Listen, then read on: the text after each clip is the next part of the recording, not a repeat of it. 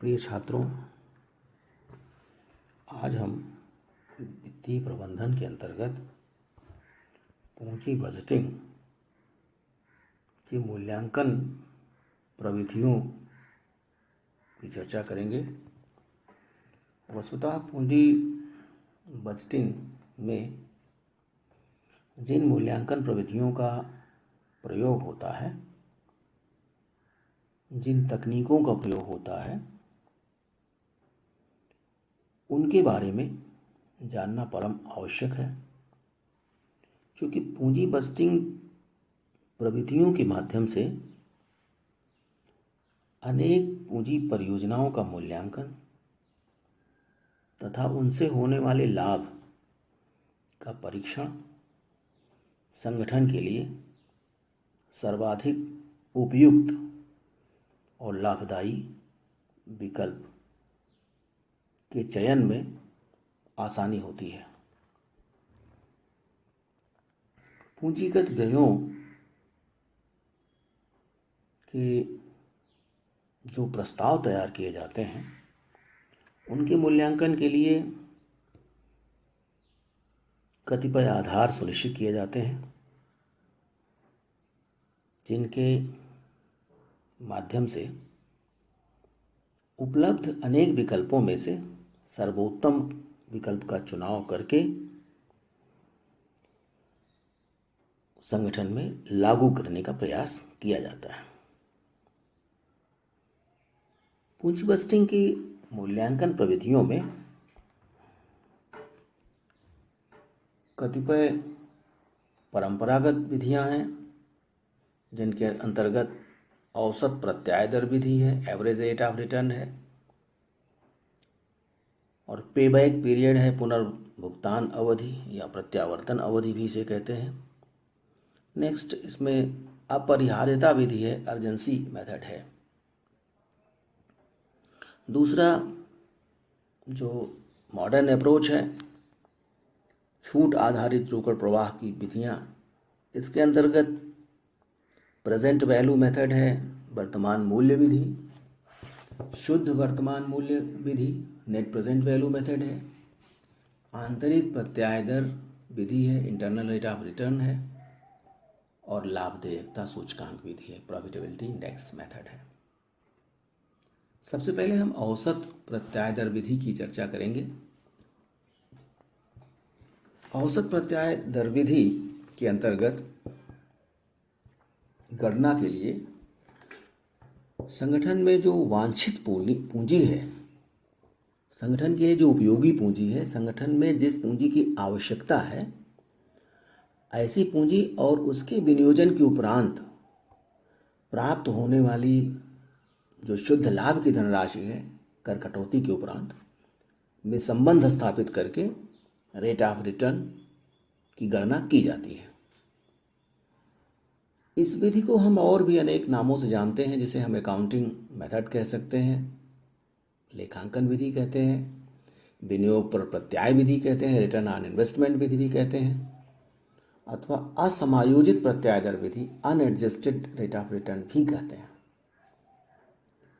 इसकी गणना का जो मुख्य आधार है वो फाइनेंशियल स्टेटमेंट्स होते हैं, वित्तीय विवरण होते हैं, और आप सभी जानते हैं कि वित्तीय विवरण के अंतर्गत हम लाभ हानि खाता व वार्षिक चिट्ठा को व अन्य प्रकार की लेखांकन सूचनाओं की सहायता ली जाती है।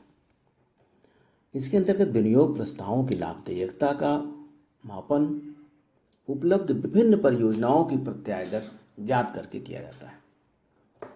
विभिन्न प्रत्याय दरों के मूल्यांकन के उपरांत सर्वोच्च प्रत्याय दर वाली परियोजना को संगठन में स्थान दिया जाता है, अर्थात संगठन में उसे लागू किया जाता है।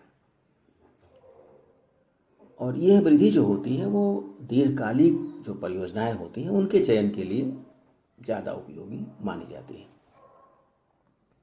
इस विधि के अंतर्गत औसत प्रत्याय दर की गणना करने हेतु कर एवं ह्रास के उपरांत औसत वार्षिक शुद्ध आय को औसत विनियोग से विभाजित करके उसे 100 से गुणा किया जाता है।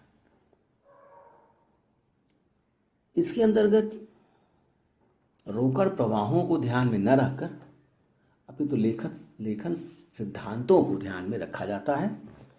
संबंधित वर्ष की शुद्ध आय का आकलन करके उस वर्ष की समस्त आयों एवं व्ययों को सम्मिलित किया जाता है। औसत विनियोग की गणना प्रारंभिक विनियोग धन अवशिष्ट मूल्य स्क्रैप वैल्यू को 2 से विभाजित करके की जाती है, अर्थात initial investment plus scrap value upon 2। Formula इसका है औसत विनियोग के निर्धारण का। औसत विनियोग की गणना हम initial investment plus scrap value upon 2 से करते हैं। औसत विनियोग पर प्रत्याय की दर की गणना के लिए जो सूत्र हैं उसमें 2 सूत्र प्रमुख हैं। कर एवं ह्रास घटाने के पश्चात प्राप्त लाभ की दशा है अगर है, कर एवं लाभ घटाने के पश्चात जो प्राप्त होता है उस अगर ऐसी दशा है तो average annual income after tax and depreciation upon average investment into 100। Once again I want to repeat it. Average annual income after tax and depreciation upon average investment into 100। Second is वार्षिक रोकड़ अंतर्वाह होने की दशा में average annual cash inflows minus annual depreciation upon average investment into 100। Again इसे repeat करता हूं। Average annual cash inflows minus annual depreciation upon average investment into 100।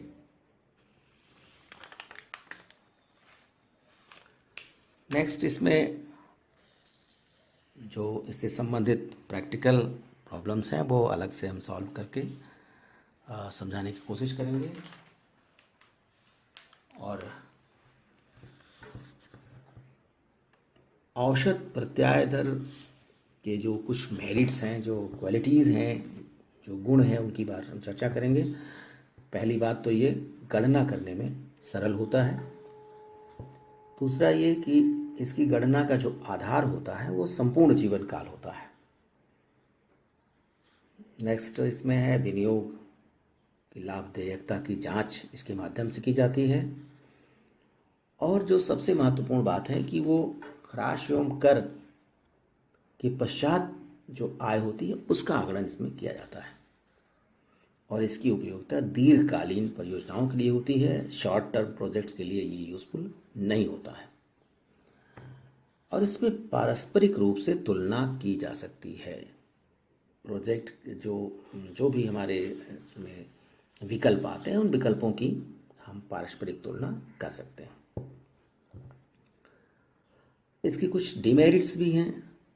पहली बात तो ये टाइम वैल्यू ऑफ मनी को इग्नोर करता है।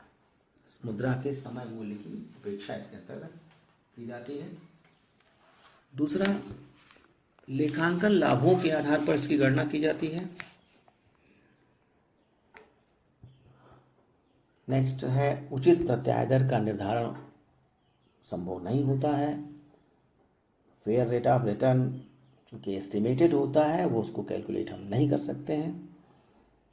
और इसके अंतर्गत विनियोग और आय की जो धारणा है वो डाउट क्रिएट करती है, भ्रामक होती है, क्योंकि वो भावी लाभों से या भावी विनियोग से होने वाले भावी लाभों से संबंधित होती है। अतः इसको बहुत जस्टिफाइड नहीं कहा जा सकता है। दूसरा इसमें है पुनर्भुगतान अवधि या प्रत्यावर्तन अवधि विधि, पेबैक पीरियड मेथड। वास्तव में पूंजी बजटिंग के अंतर्गत विनियोग प्रस्तावों के मूल्यांकन की परंपरागत विधियों में पुनर्भुगतान अवधि विधि सर्वाधिक लोकप्रिय है। ये विधि पे आउट अथवा पे ऑफ विधि के नाम से भी जानी जाती है। वस्तुतः प्रत्येक संगठन का अंतिम लक्ष्य आप सब जानते हैं कि अधिकतम लाभ अर्जित करना होता है।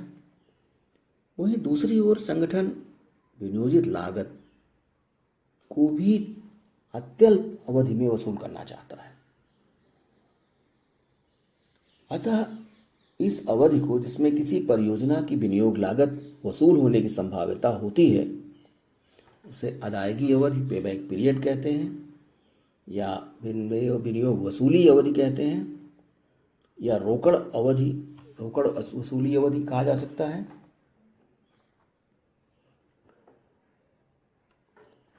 प्रायः वित्तीय प्रबंधन में एक अवधारणा है कि पूंजी निवेश की जो वापसी की अवधि है यदि लंबी हो जाती है तो व्यवसाय में रिस्क की मात्रा बढ़ जाती है। अतः यदि किसी उद्योग में या किसी संगठन में जो भी पूंजी लगाई गई है उसे जल्दी से जल्दी वापस होने की स्थिति बननी चाहिए, तभी वो संगठन सफल संगठन की श्रेणी में आ सकता है। प्रत्यावर्तन जो अवधि होती है, इसकी गणना हम हेतु दो आधारों का प्रयोग करते हैं। नंबर 1 सम रोकड़ अंतर्वाह, इवन कैश इनफ्लोज, और विषम रोकड़ अंतर्वाह, ऑड कैश इनफ्लोज। संगठन में विनियोजित धनराशि से प्राप्त रोकड़ अंतर्वाह की दर प्रतिवर्ष समान होने की दशा में विनियोग की वास्तविक लागत में वार्षिक रोकड़ अंतर्प्रवाह की राशि से विभाजित करके हम प्रत्यावर्तन अवधि ज्ञात करते हैं। इसमें सूत्र है opening investment upon annual cash inflows. एक उदाहरण के माध्यम से हम इसे बेहतर तरीके से समझ सकते हैं कि जैसे यदि कोई संगठन है जिसमें 3,60,000 रुपए की पूंजी विनियोजित की गई है और 10 वर्षों तक के लिए विनियोजित की गई है और 60,000 शुद्ध रोकड़ अंतर्वाह वार्षिक आय होने की संभावना है, तो प्रत्यावर्तन जो अवधि होगी वो 6 वर्ष की होगी। 3,60,000 को हम 60,000 से डिवाइड करेंगे और से 6 वर्ष इसका अवधि होगी। इसी तरह से अगर किसी प्रोजेक्ट की लाइफ 10 साल है और इनिशियल इन्वेस्टमेंट 50,000 रुपये है, एनुअल कैश इनफ्लोज 10,000 रुपये के हैं, तो पेबैक पीरियड जो होगा वो 50,000 को 10,000 से डिवाइड करके 5 ईयर्स हो जाएगा। इसी तरह विषम रोकड़ अंतर्वाह के अंतर्गत भी, अब इसमें रोकड़ अंतर्वाह अलग अलग हो सकते हैं, प्रतिवर्ष सम नहीं होते। ये सच भी है कि लाभदायकता प्रत्येक वर्ष समान नहीं हो सकती है। ऐसी दशा में जैसे 5 वर्ष है और 5 वर्ष में कभी 5,000 रुपये, कभी 4,000, कभी 6,000, कभी 4,000, कभी 7,000, इस तरह से अगर देखा जाए तो अगर हम 5 वर्षों का आकलन करें तो एक अनुमान हम लगा सकते हैं कि ये इतनी संगठन को लाभ प्रतिवर्ष होगा। इसको जब क्यूमुलेट करेंगे, हम क्यूमुलेटिव इनकम इसकी निकालेंगे तो लगभग 26,000 रुपये की राशि होगी, चूँकि 5,000 को क्यूमुलेट करेंगे 4,000 से 9,000, फिर 6,000 जोड़ेंगे 15,000, फिर 4,000 जोड़ेंगे 19,000 और 6,000 जोड़ेंगे 7,000 जोड़ेंगे तो 26,000 रुपये इसका क्यूमुलेटिव अमाउंट होगा। अब इसी प्रकार से 5 लाख रुपए की धनराशि अगर विनियोग करना है तो विनियोजन भी कोई ज़रूरी नहीं है कि समान विनियोजन हो। विनियोजन भी अलग अलग हो सकता है, कभी 1 लाख इन्वेस्टमेंट हो सकता है, कभी 80,000 हो सकता है, कभी 1,20,000 हो सकता है, फिर 1,50,000, फिर 1 लाख। इस तरह से प्रतिवर्ष विनियोजन भी समान होने की संभावना नहीं होती है। ऐसी दशा में जब हम निर्धारण करते हैं तो इसके अंतर्गत इनिशियल इन्वेस्टमेंट 5 लाख रुपए है और कैश इनफ्लोज अलग अलग हो रही हैं, 1,80,000, 1,20,000, 1,50,000, 50,000। क्यूमुलेटिव कैश इनफ्लोज जो हो रही हैं वो 5 लाख रुपए हैं। 1 लाख, फिर 1,80,000 जोड़ दिया, फिर 1,80,000, फिर 1,20,000।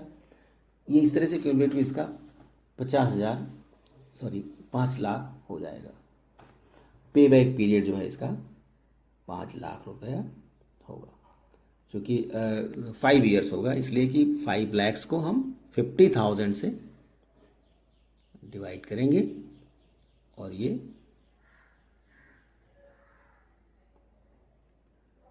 पे बैक पीरियड्स का 5 ईयर्स होगा।